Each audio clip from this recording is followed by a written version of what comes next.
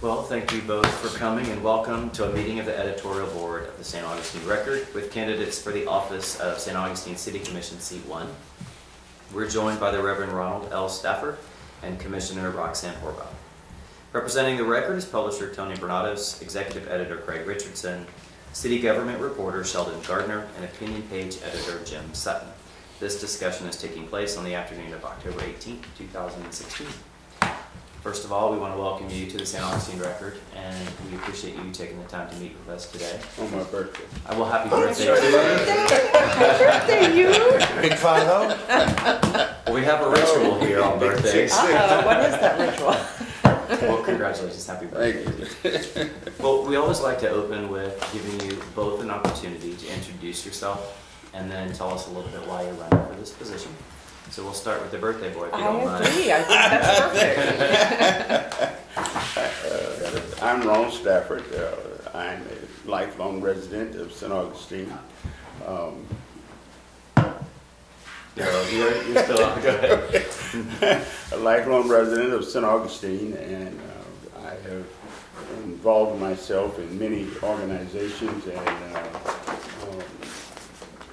in St. Augustine, more than 14 organizations and nonprofits working to help support the homeless, as well as supporting those who are in need of medical and dental health. With the Wildflower Clinic, I am the chairman of the board. We give free dental and medical services to those who are in need in our community. Working as we think about running for the office of City Commission, I'm hoping that we can bring our public closer to government, hoping that we can get them more involved. And that's one of the main focuses I have, is getting the public more involved and giving them an opportunity to participate in the ongoing items that come before the board. I think that they have an opportunity to speak, but true involvement would make a change. I'm the father of two wonderful daughters, Gretchen and Kirsten, a lovely wife, Sheila, who's retired from the St. Johns County school system after 30 years of service. And we all have lived and been a part of the city we love, St. Augustine. Thank you. Thank you. I could say more. There'll be plenty of time. Okay. Well, I'm Roxanne Horvath, and I moved here in 1989 from Boston. I had visited when I was at the University of Florida. I loved the city. Never thought I would actually live here, but I decided to move down and make my career here in architecture. I think that everything that I've done in my adult life has prepared me for this position. My studies in architecture, my practice of architecture and preservation in understanding of codes and ordinances and working with budgets and working with teams of people, all of that is vital to what the City Commission has to deal with. I've also spent 20 years of working with different city boards, planning and zoning, historic architectural review board, corridor board, and code enforcement. And over the 20 years, I have seen a significant change and pressure on our city. So I feel that that experience is pertinent, very pertinent to continue as a commissioner. Now, I have been in for 4 years, and I've really enjoyed the work. Don't like the campaigning as well, but I really do love the work. So I'm looking forward to hopefully continuing. I think we've done an amazing job in 4 years as a commission, and certainly I've spearheaded a number of issues that we'll get to hopefully in the question period. But I feel very well qualified. I use 3 words in my campaign: experience, balance, and creativity. And those three words mean a tremendous amount to me. I mean, the experience I've just spoken about, the balance, I think the city has so many pressures, tourists coming, which we want to share our history with the tourists, and they are our lifeblood in a lot of ways. But they are a pressure that we'd like to have them pay a little bit more to experience our history. And then our businesses and our residents. I mean, we need to balance, and institutions, we need to balance all of that. It's not an easy job doing that, but that's a key thing. And then creativity, being an artist and architect, I look at problems somewhat differently than other people. And hopefully that will be an attribute to the position. And that's my intro. Thank you. A lot of times we ask something about the top 3 issues or your campaign issues, and we asked that an hour ago, and the answer was, well, that's all kind of changed in the last week. Roxanne, Well, what do you think? Has changed. It has changed in a way, but not. Mobility certainly is a key that will always be, until we can really tackle it. It came about from our visioning plan that I spearheaded with a wonderful group of people, a year-long effort to figure out what the city should be, and it came up with mobility, the top issue, and we're working on that. That's critical. Sea level rise is something else I've been working on. At the city marina, we just got awarded a $200,000 grant to deal with sea level rise at that location. And that ties into this whole thing about our hurricane and all of that. I mean, I was really so surprised to see Davis Shores flood the way it did. I mean, I know it was filled. And I know some of those houses are 50s or 40s and built very low. But I just did not expect that much devastation at that location. I thought the waterfront areas were certainly prone to it. But I think we need to really look at that and study that whole issue. Getting more insurance for people that don't have insurance. This FEMA thing that we just got awarded, which is great. It's going to help a lot of people. So those two issues, the hurricane, the sea level rise, and mobility are still my 2 top issues. And then there's all the infrastructure that we have to deal with, the paving, and to keep everything working for the neighborhoods and being responsive in that area.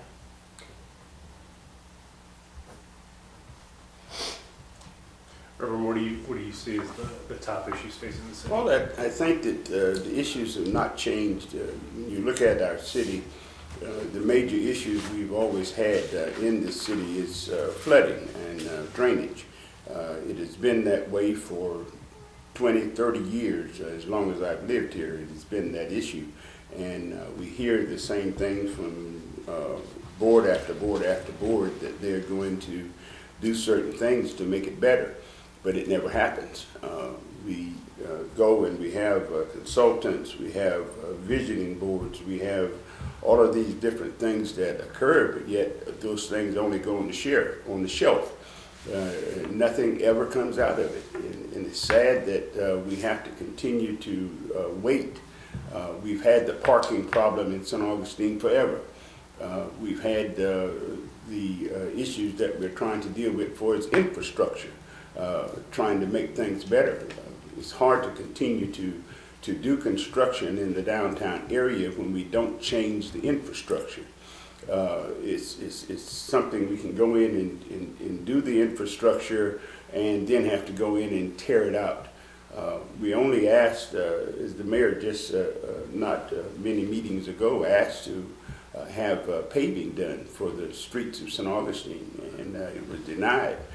To use funding that was sitting in mobility.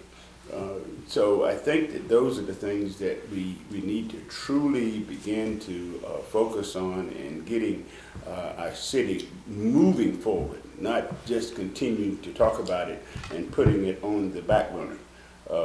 We want to budget for an item, budget to say we're going to get it done, and then move forward in getting it done.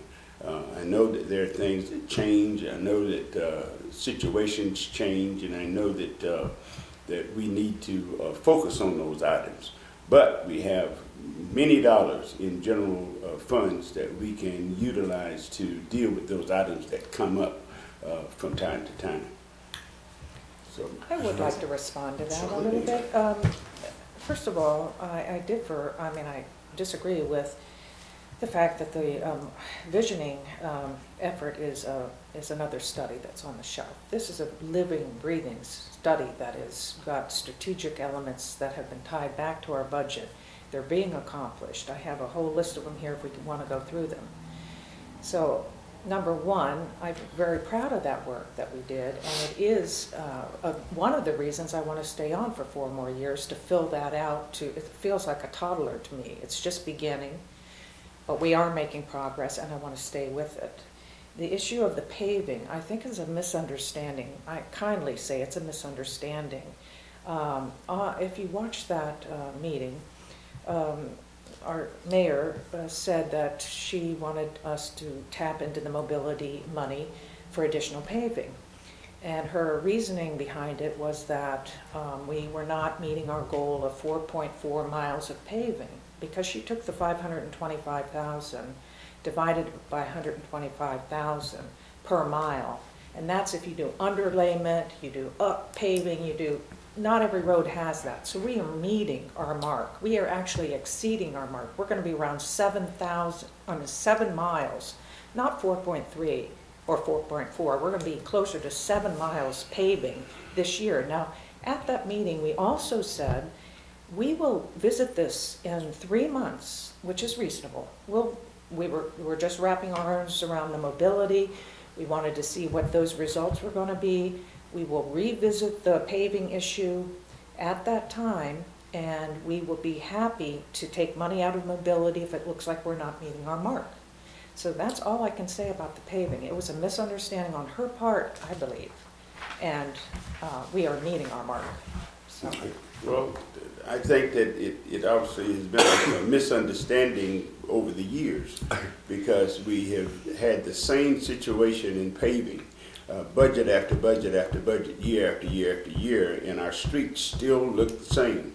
We haven't had any change, we haven't had any paving, we haven't had much of anything done.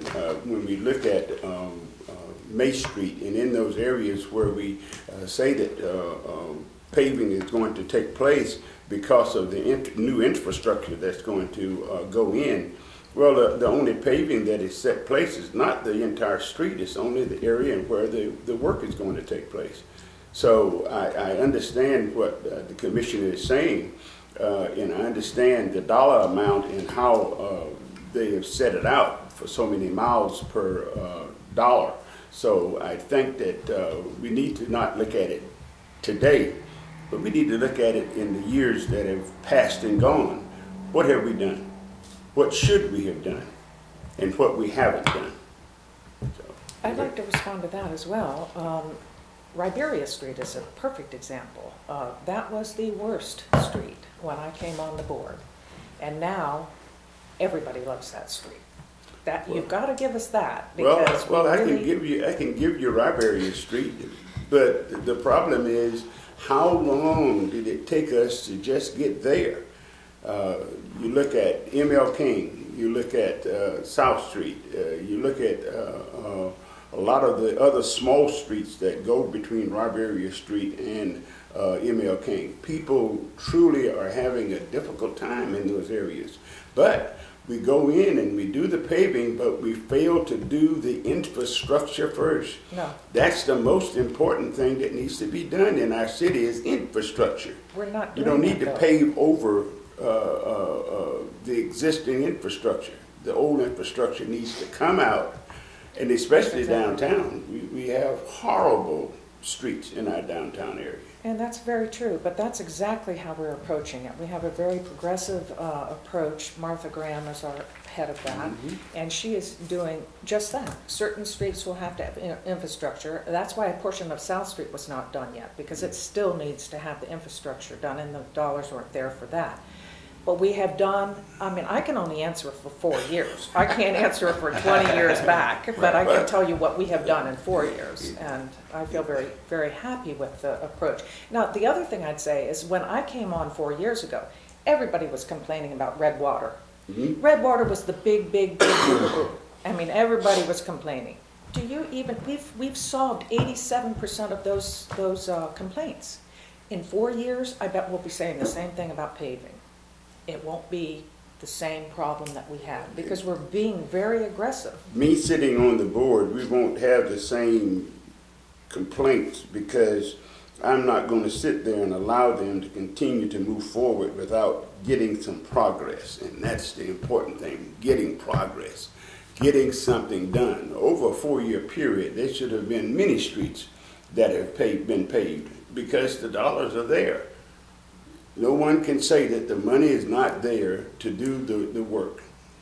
Well, I would say that we were in a recession for the first couple of years, or coming out of a recession. And there was not a huge amount of money for paving. We had to, in fact, during the recession, we didn't do a lot of paving. So we were trying to catch up. In general fund, where they could have transferred money in and out, where money has been brought back into budget, where it wasn't used and should have been used, even though they were in a recession, they did not continue to complete the budgetary items that they needed to complete. And as we know, they over budgeted, and then the money was returned back to general fund. Those funds could have been brought out of general fund and placed into different areas for as infrastructure and paving, and still we could have had work done that we didn't do any of it. Well, we have a mechanism now that we're dealing with that exact thing.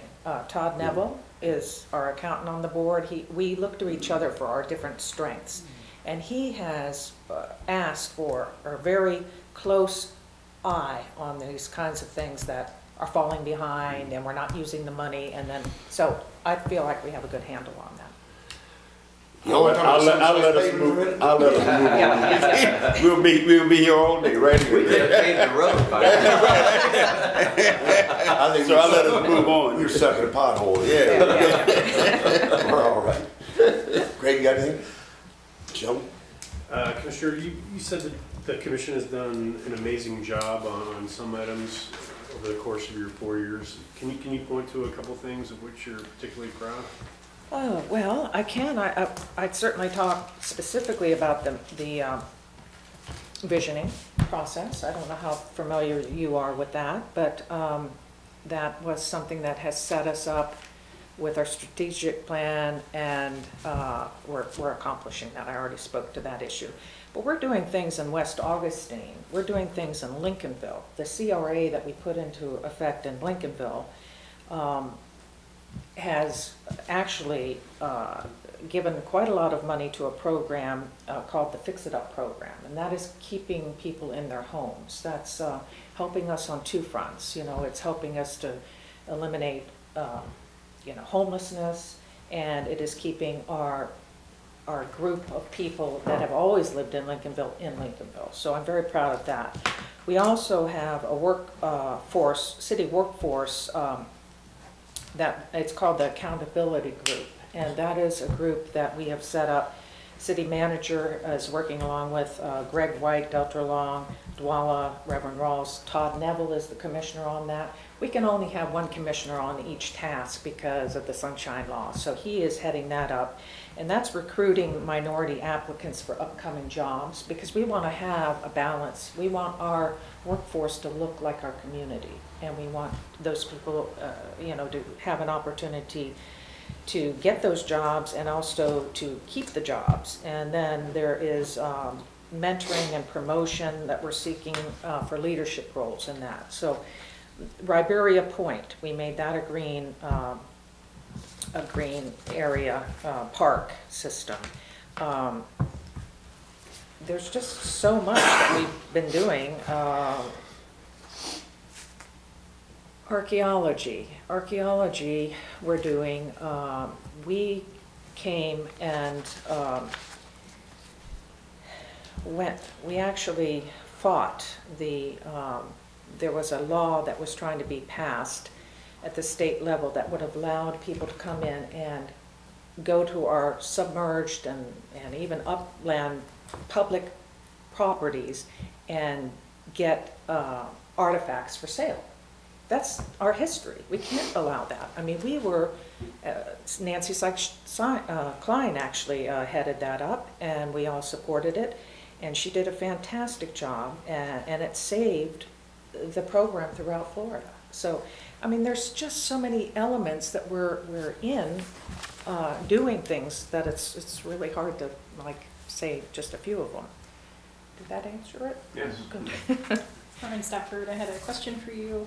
You mentioned at the beginning that you want to get people more involved beyond just speaking for 3 minutes at a time. So what does that look like? Well, I think that one of the things that we have in our city is a wealth of knowledge of people who have retired to St. Augustine. And if we would really reach out to people who live in our city and reach out to the knowledge that they have, we would find that there are many people that can come and help the city to get many things accomplished without having to go and reach out to organizations. Spending a lot of money is what I'm getting at. We don't have to spend hundreds of thousands of dollars for knowledge, because we have people who are living here who do have the knowledge and willing to give of themselves and just haven't been approached. It's like the things that the city is spending money on right now. They're spending more money in West Augustine, and I'm speaking of the county, than they are in the city. So those are the things that we truly have to get focused on. Let us spend the funding in the city of St. Augustine, and then we can support the county with a lot of the things that they're trying to do. But the amount of money that we're putting to it, I think we need to put more of it in the city of St. Augustine. Are there specific people you have in mind to bring in for certain projects? Well, no, because there's so many. You'll be surprised at the people that I've talked to who really want to get involved in the city. And haven't been asked and have tried to get involved, but yet they've been looked over. So you have a pool already? No, I don't have a pool, but I know that there are people out there that's willing to involve themselves in the ongoing business of the city of St. Augustine, who live in the city. Well, our website is a lot more active, a lot more, finished. There's possibilities of people coming and using it, citizen surveys and neighborhood grants and Flagler College livability issues. There's lots of things that we have on the website that never existed before the last 4 years. So I think that's what he's speaking to as well. And I think that, is a good tool. Reverend, you said you're running to be voice of the people in the survey that you returned to us. Are the people lacking a voice now? Well, when I speak of that, you look at the ongoing meetings and the people come with their issues, but they only have an opportunity to voice their opinion for only 3 minutes. I truly think that they need to have more than just 3 minutes to be involved with their issues. So I see myself as a voice for the people, meeting with them prior to meetings, meeting with them about their issues, and then at the meetings I can bring forth their issues and speak to them.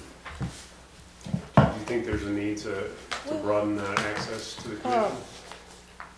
I think we're all accessible. I mean, I will take a meeting. If anybody calls me, I will meet with them on an issue. I'm always available. We get tons of emails and all of that.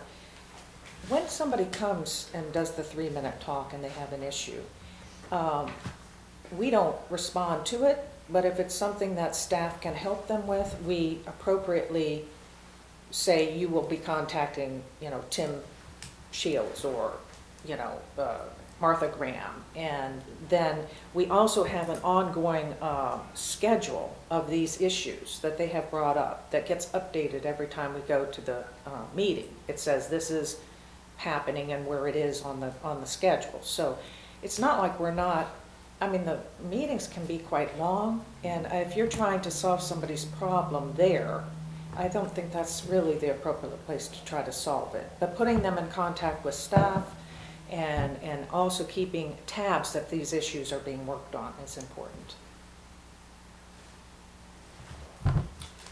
You look, there's something on your mind there.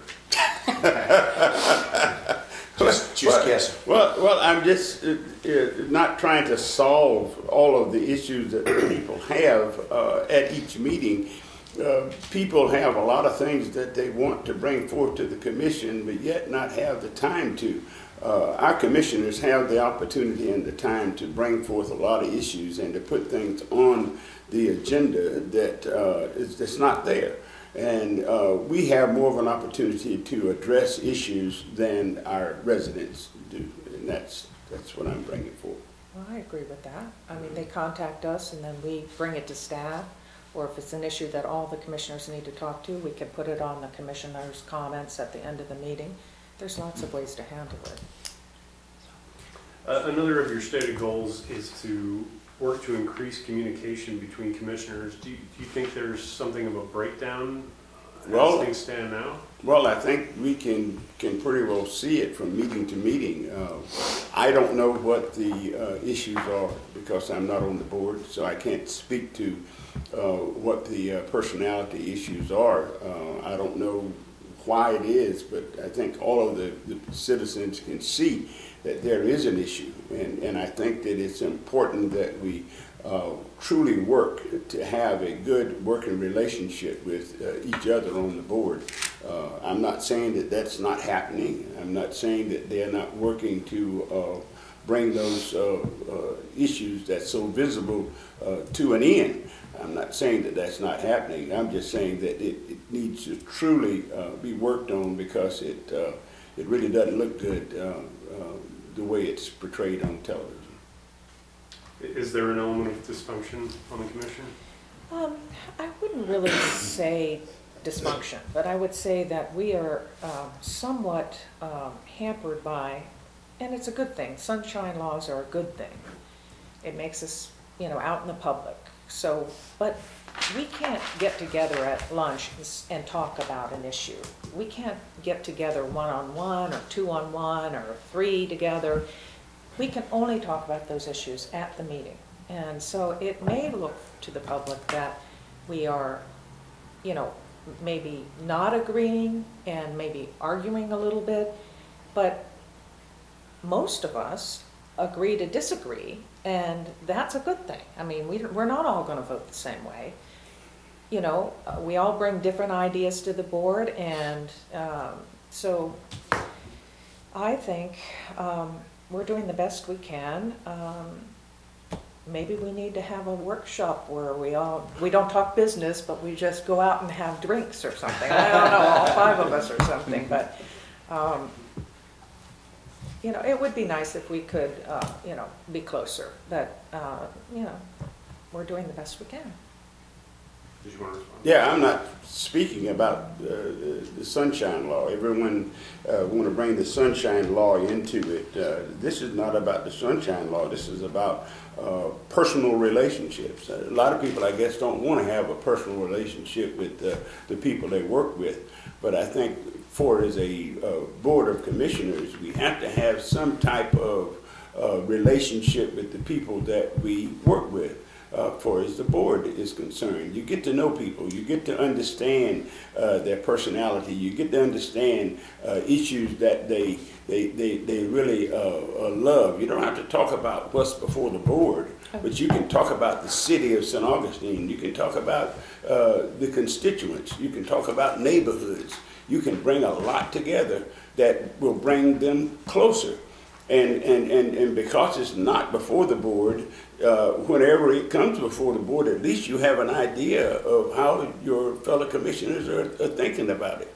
So we can always talk about the city, but we don't have to talk about what's before the board.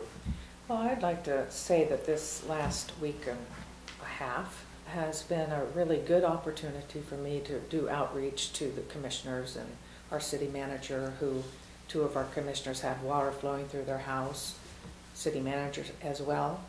And I spent a lot of time with them, with many other citizens, trying to find out what the problems were, how I can help.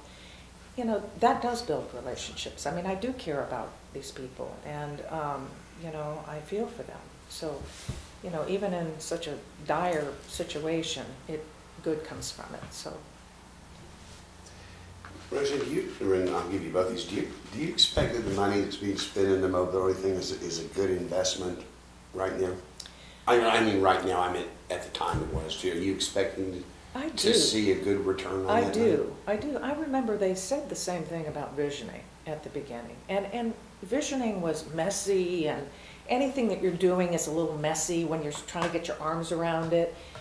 But a lot of came out of visioning, and I expect the same thing out of mobility. I mean, we do need to look at this. Where, if we do feel that we're going to need another parking garage, where are we going to put it?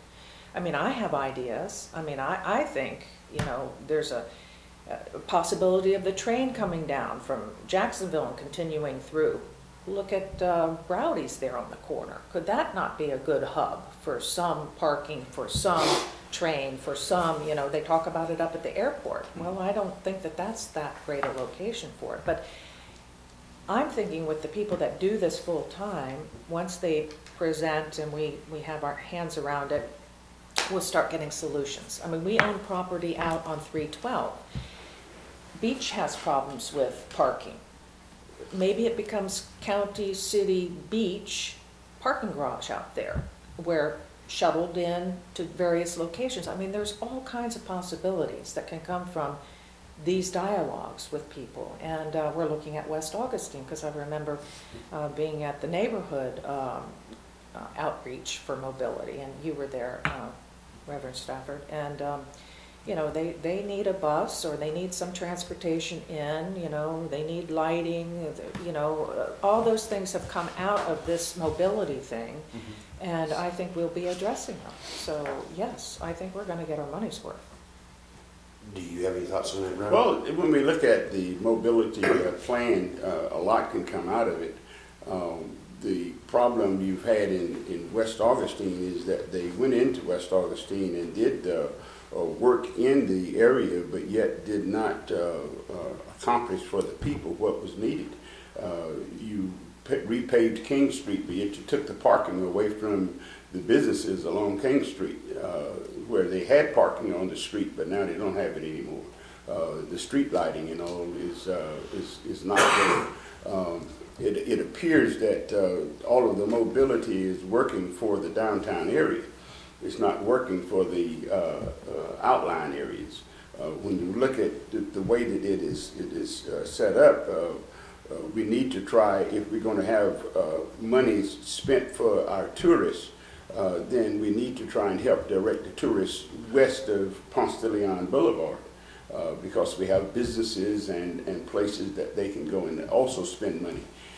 So we need to make sure that the mobility is not just for the downtown area, that it's for our neighborhoods in and around downtown, because we have so much parking in our neighborhoods to the point that our neighbors can't park. So I was on Anastasia Island, and I noticed that people who work downtown drive to Anastasia Island, park their cars, and then walk across the Lions Bridge to go to work.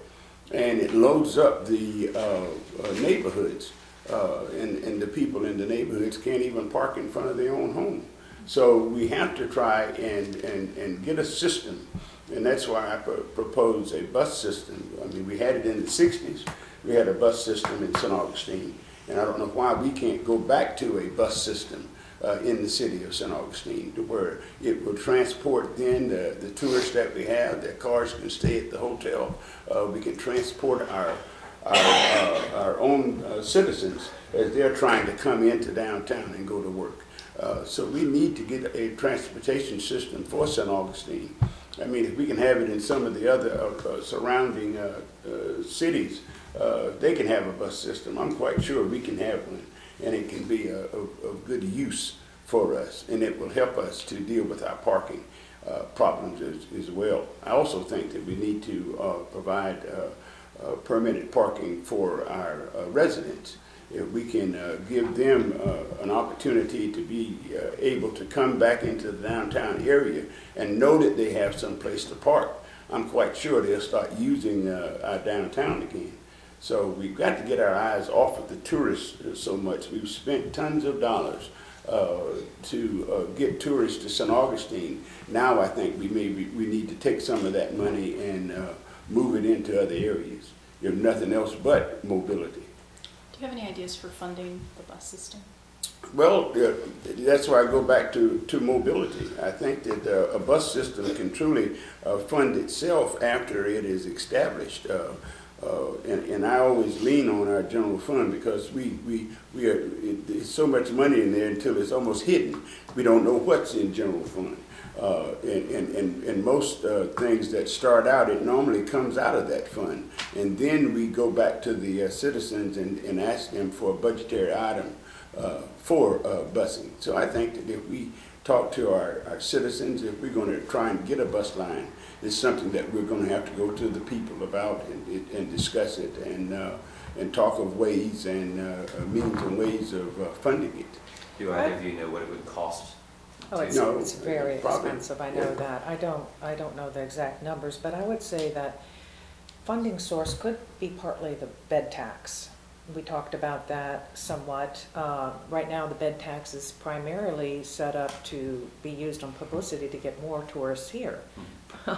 Do we really need more tourists? I'm not sure, because our county is growing so significantly because of our great school systems, and a lot of people in the county would like to come to the city. So maybe they're going to support our restaurants and everything. But I would look to that as a real funding source if we could get that worked out.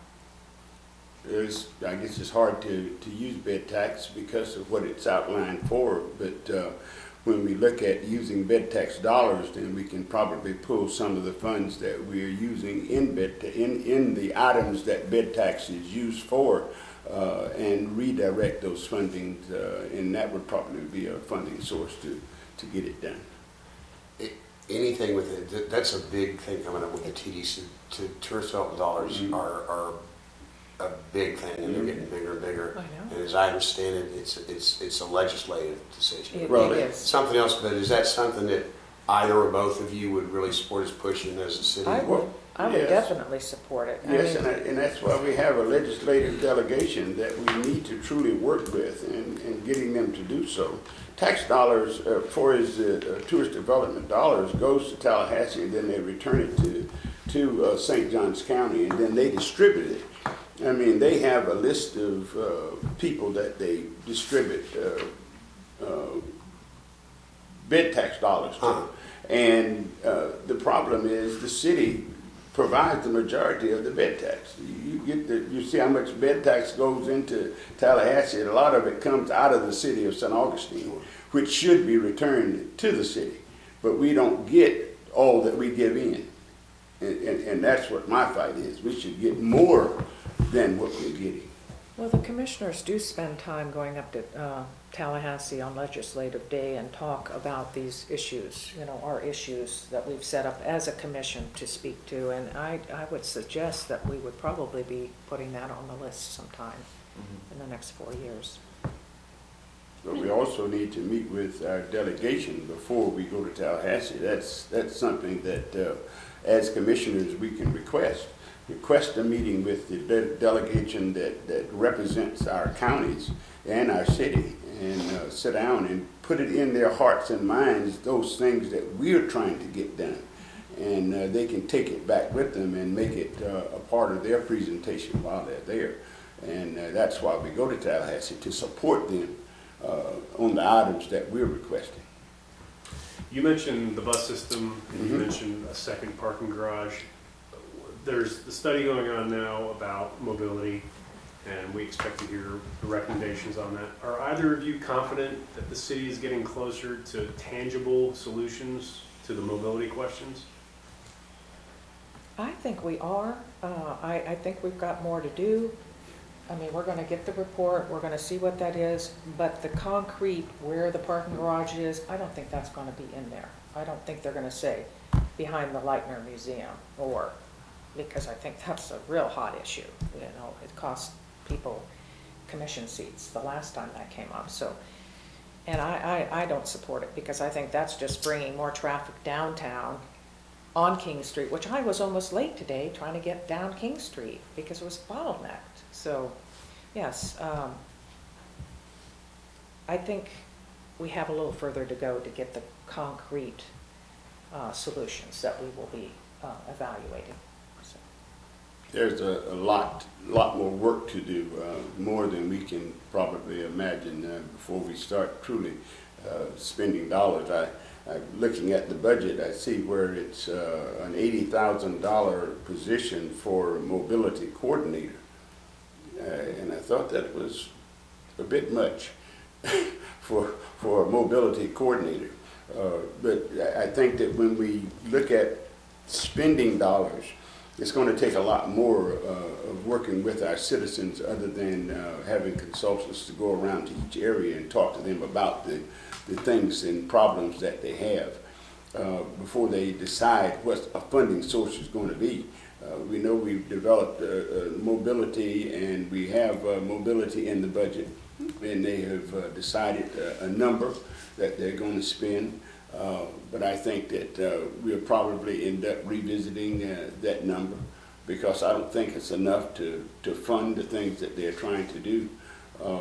But we constantly look at parking garages in West Augustine and south of town seems to be the place that everyone is focused on in trying to put the parking garages. But we have to truly talk to the people in those neighborhoods and see if that's what they want.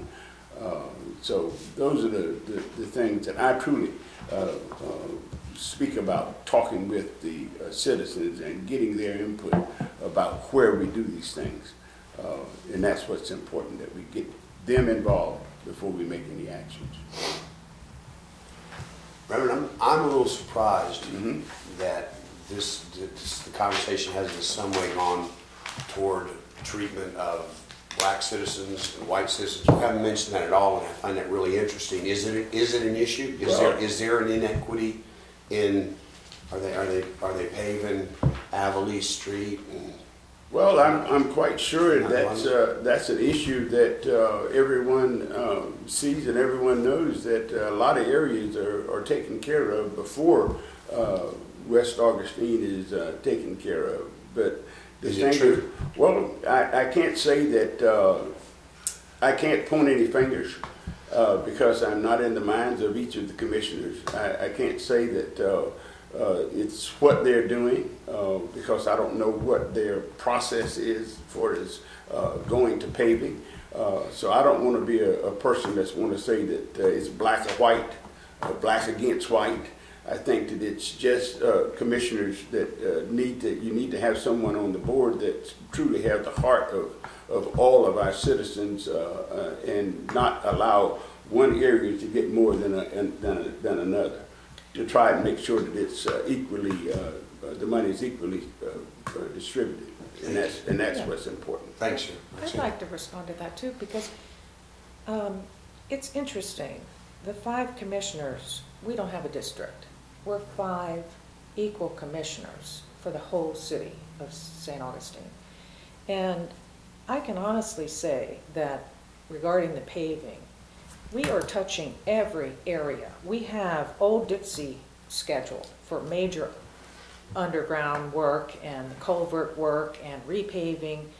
We have things in North City that's being worked on now. We have touched San Marcos going to be worked on significantly in very near future. So we have looked at probably the worst areas that we can tackle and deal with those. So I don't see, and I can point to what we've done at West Augustine as a commission. The fact that we supported $250,000 for the utility fund for extension of the sewer system over there.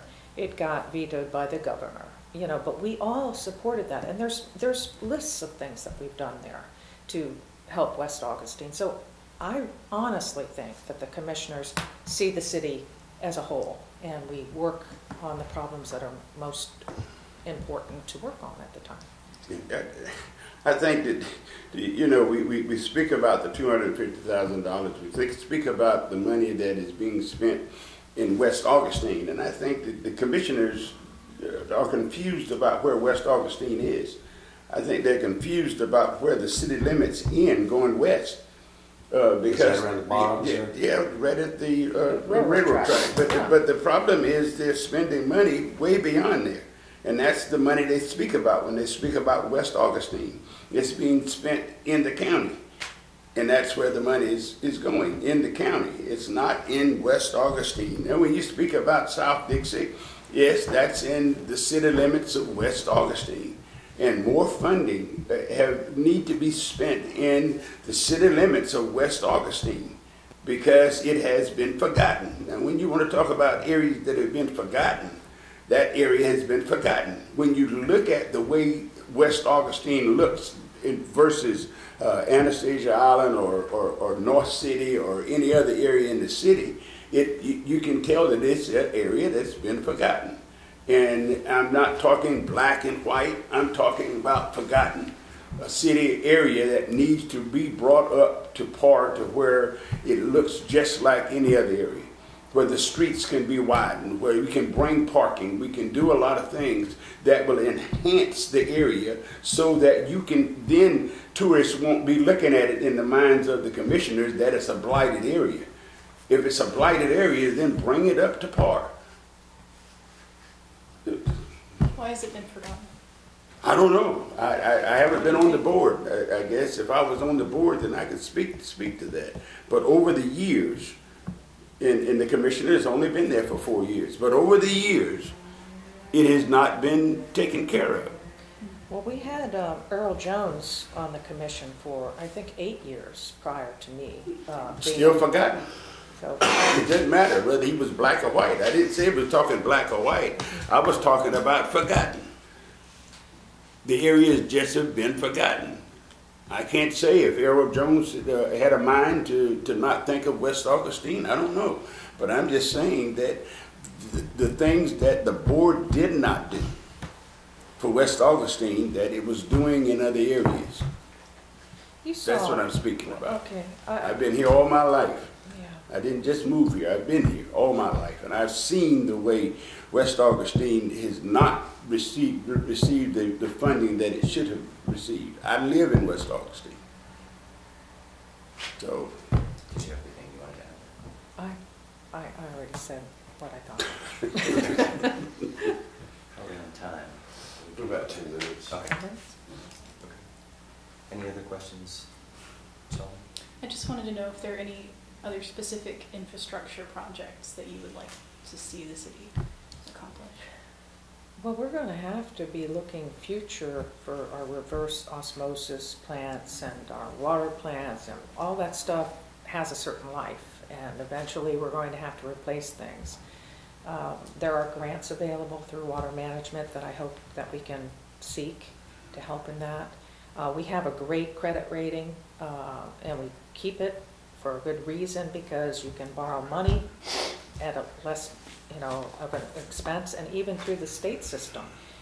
Low interest rates, we're just able to really utilize that, and hopefully those are going to be big things down the road. I don't know, within the next 4 years or further down, but there's things to be planning for. Is not the utility department in the city an enterprise fund? Is it not? Yes. Shouldn't its own pay budget for itself. take care of itself in the city tax dollars, unless it's some sort of, should it not be It does. budgeting for the reverse osmosis and all I'm the sure other it things? is. So I'm it's sure not- it is to a yeah. degree, Well, I mean- we still, is it not a good But I mean, policy to try to get grants? shouldn't be general fund dollars No, upgrading the water systems. That should be in their it'll 10-year be in plan there. or 5-year plan, Yes, I would it'll be, imagine, right? sure. Okay. Well, the sewer and water, those areas, that's almost like a private enterprise. It's almost like a business that's run, and those dollars that come in, that's why they can easily go and turn your water off, because it's not tax dollars that's paying for it. They're not paying for your water bill by ad valorem taxes. It's paid for by your dollars that you earn and work every day, and that's run like a business. So those dollars that come in should be the dollars that do the repair and do all of the things that need to be done for water and sewer. But then when it comes down to streets, the infrastructure, getting repairs done for our streets and so forth, and those are the things that our tax dollars are used for. And that's why I think so many of them, they got it confused. They got the dollars mixed and mangled.